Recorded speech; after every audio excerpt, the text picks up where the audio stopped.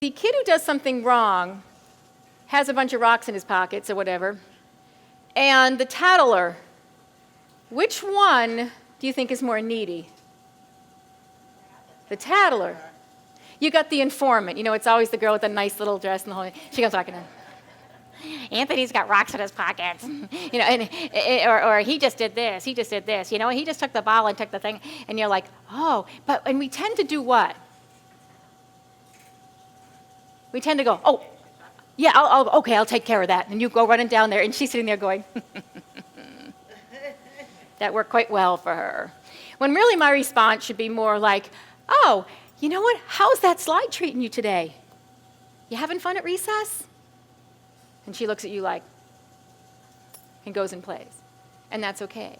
And then, of course, I'm going to mosey on down there to see if there's rocks in anybody's pockets and, you know, do my own thing. But I'm not going to, like, overreact to that. Thanks for watching, and I hope you found this video helpful. If you did, make sure to like and subscribe so you never miss another video. I speak and consult on school behavior, and I love to help districts solve some of these problems. See you next time.